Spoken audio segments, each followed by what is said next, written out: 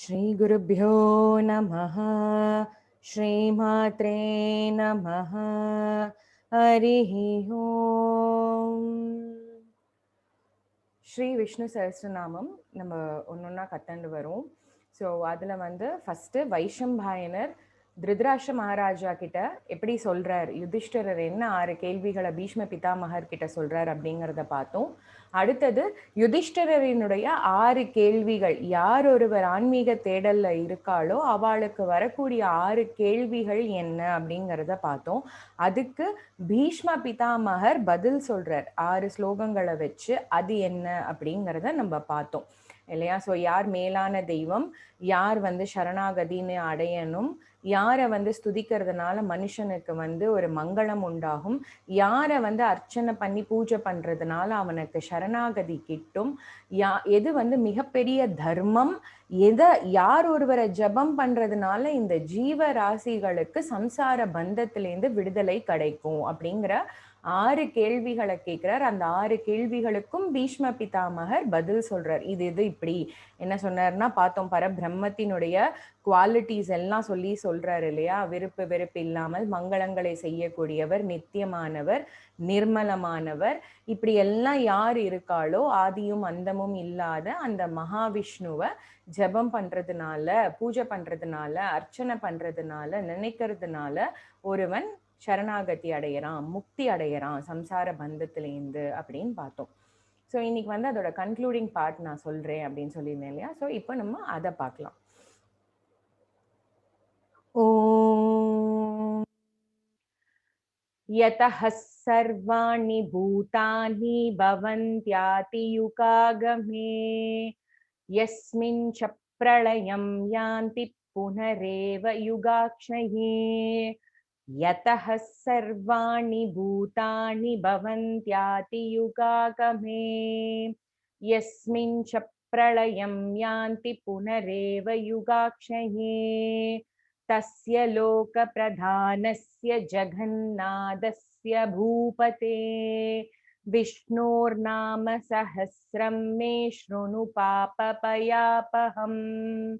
तस्य लोकप्रधानस्य जगन्नाथस्य भूपते विष्णोर्नाम सहस्रं मे शृणु पापभयापहम्.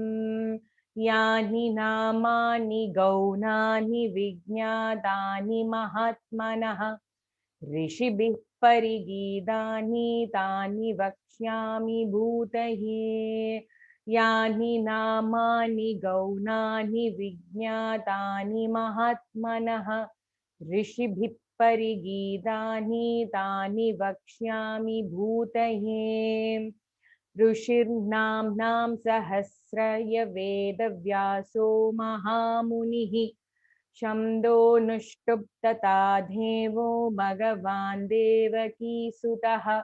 ऋषिर्नाम्नां सहस्रस्य वेदव्यासो महामुनिः छन्दोनुष्टुप् तथा देवो भगवान् देवकीसुतः.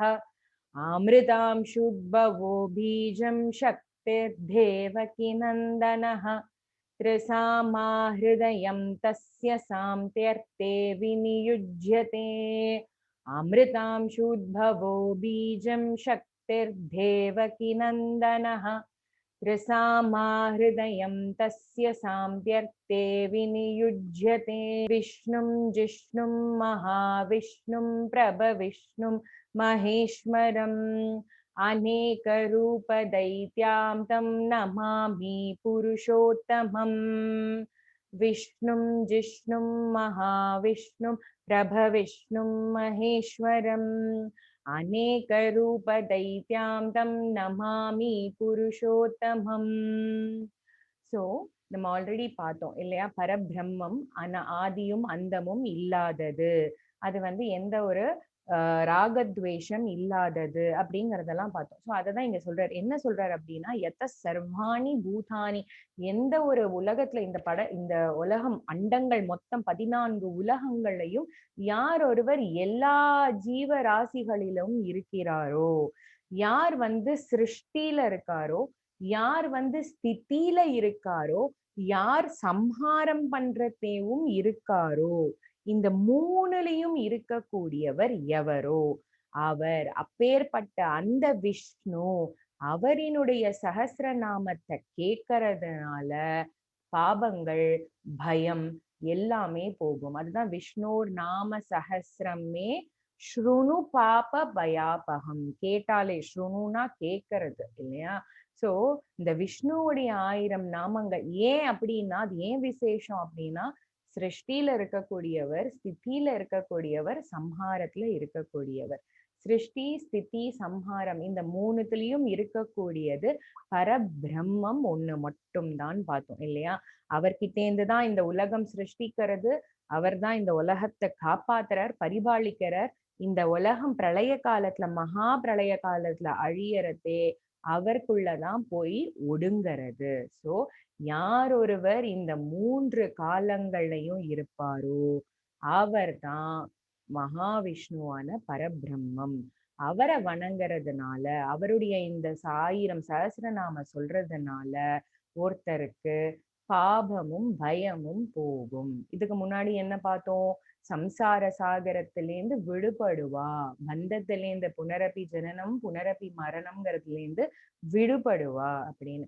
சோ யார் ஒருவர் இந்த 1000 நாமங்களை கேட்கிறாளோ அவளுக்கு இதெல்லாம் நடக்கும். அந்த 1000 நாமங்கள் என்ன அப்படிங்கறத தான் நான் இப்போ உனக்கு சொல்ல போறேன் அப்படின்னு சொல்லிட்டு தான் சொல்லியாம். அமிர்தாம் சுத்பவோ பீஜம், ரொம்ப அமிர்தமா இருக்கக்கூடியது. மரணமே இல்லை, மரணமே இல்லைன்னு அர்த்தம் இல்லை. அதாவது மறுபிறப்பு இல்லாமல், ஆத்மாக்கு மரணமும் கிடையாது, ஜனனமும் கிடையாது, சரீரத்துக்கு தான் மரணம்.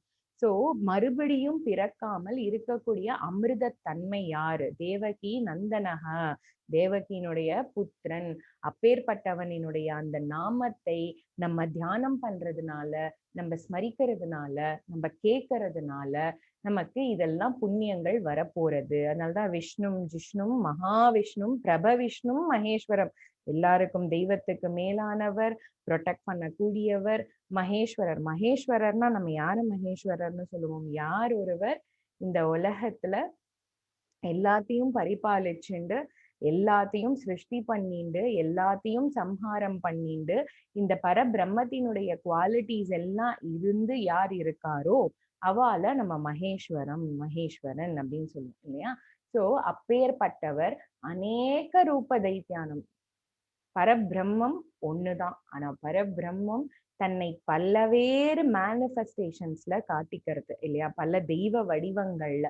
சோ அந்த மாதிரி அநேக ரூபங்கள்ல இருக்கக்கூடியவர். இன்னொன்னு, நம்ம பார்க்கக்கூடிய எல்லாத்துலயும் இருக்கக்கூடியது பரபிரம்ம ஸ்வரூபம் தான் இல்லையா? ஒரு போனோ, பாட்டிலோ, ஒரு டேபிளோ, ஒரு சேரோ, எதுவா இருந்தாலும் மனுஷாலோ, அது எல்லாமே பரபிரம்மம் அப்படிங்கிறத பார்த்தோம். சோ இப்படி அநேக ரூபங்கள்ல இருக்கக்கூடிய ஒரு புருஷோத்தமனை நம்ம தியானம் பண்ணி இந்த சஹஸ்ரநாமத்தை கேட்டோம் அப்படின்னா நமக்கு பாவம் இருக்காது, பாவம் எல்லாம் அழிஞ்சிடும், பயம் இருக்காது, பயம் எல்லாம் போயிடும். அடுத்தது சம்சார சாகரத்திலிருந்து விடுதலை கிடைக்கும் அப்படின்னு சொல்ற. அந்த 1000 நாமங்கள் அடுத்து ஸ்டார்ட் ஆக போறது. அத நம்ம நெக்ஸ்ட் கிளாஸ்ல நான் சொல்றேன்.